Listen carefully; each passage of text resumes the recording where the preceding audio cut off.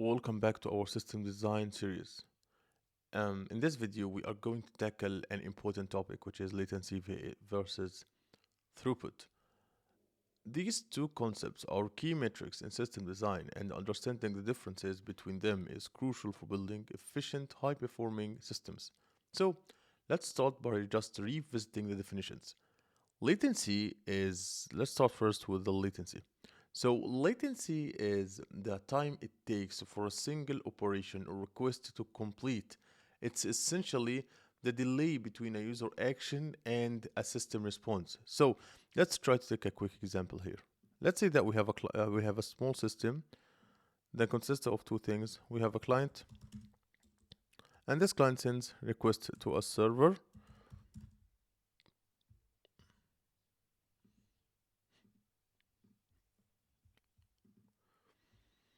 Yeah.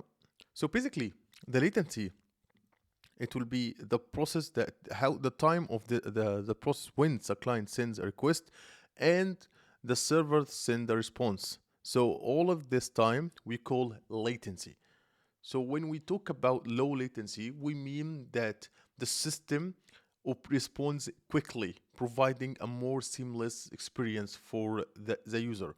Imagine clicking a button on a website and getting an instant response. That's what we call low latency in action. On the other hand, throughput measures the amount of work a system can handle over a period of time. It's typically expressed in terms of requests per second or transactions per second, and high throughput means the system can handle large number of requests simultaneously. So it will be something like that. So if our system have a high throughput, let's say the client send the requests, like let's say that our client sends too many requests to the server and our server still continue to operate and give responses. Let's say that we have multiple clients, another one that sends a lot of requests to the server, and another one that sends a lot of requests to the server, and etc. So our system has a high throughput. It can handle all of these requests, and it can handle them with low latency. So as we said before, throughput measures the amount of work system can handle over a period of time, and the high throughput system, that means it can handle a lot of different requests per second. Like imagine a busy highway. The more cars it can accommodate without slowing down, the higher the throughput is. So now let's talk about how latency and throughput relate to each other and why balancing them is so important. So a system can have low latency but low throughput. For example, our system can have low latency. That means when the client sends a request, the server will send the response pretty fast, but the system can have pretty low throughput. And this will be if it processes each request quickly but can only handle a few requests at a time. So if our server can handle it can process each client request quickly, but it only can handle one or two requests at a time. That means our system has very low latency, but as well low throughput. So our system is fast, but it cannot handle that many requests at the same time. Yeah, this is how it works. But also can handle and in the same that like conversely, a system can have high throughput but high latency if it's processing many requests at once but taking longer to complete each one. The challenge in system design is to find a balance that provides both fast responses and the ability to handle a large amount of volume of work. So let's look at an example to make this clear. So imagine you are running, let's say, an online game server. Player expect low latency so that their actions happen in real time with no noticeable delay. And at the same time, you need to have high throughput to handle many players' connection and interacting simultaneously.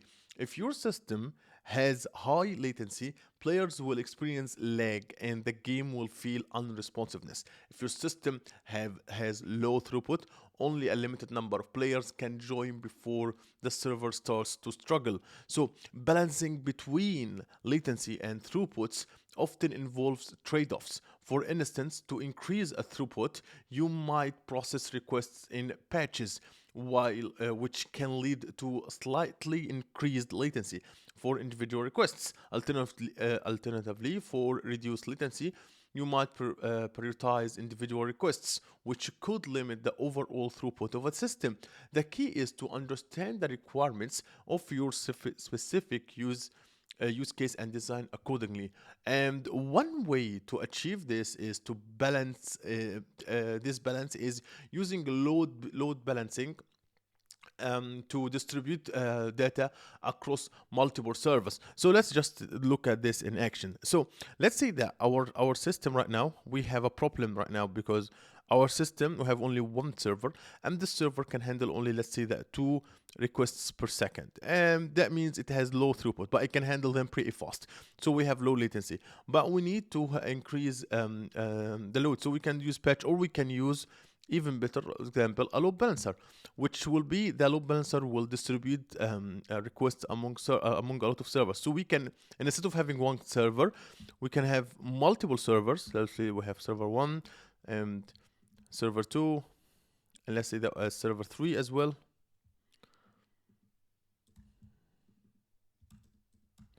And we could have like a load balancer, and this load balancer will distribute all the incoming requests across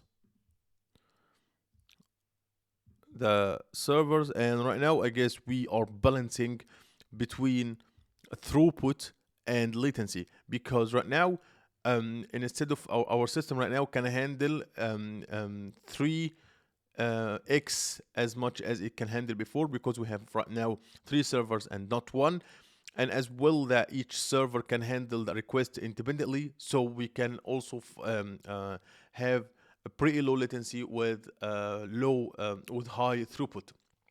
So as we said before, one way to achieve this balance is by using load balancing to distribute requests across multiple servers, thereby improving both latency and throughput. Also, caching is another effective way to technique. By stopping frequently used data closer to the user, you can reduce latency. So we can have, for example, the client could be like, have like a CDN cache that will cache all the assets data like images and stuff like that. And also the load balancer has its own cache, and maybe the client also has like in browser cache. So we will try to serve the frequently accessed data and frequently accessed responses without basically calling the servers over and over and over, which improve the throughput and reduce the latency. Yeah, you can also reduce latency while also freeing up system resources to improve throughput. So in this video, we did talk about the throughput and the latency and the trade-offs between them, and we talked about techniques that we can use to improve both of them. In this video, we just talk about high level on how the techniques works. If you don't know what is a load balancer, just feel free to check my load balancer video. Also, I have a video on CDN, so you can check both of them to fully understand what's going on and why we use a load balancer. So yeah, that's it for this video, and if you like it, make sure to subscribe and hit the notification bell so you'll never miss a video, and see you in future videos.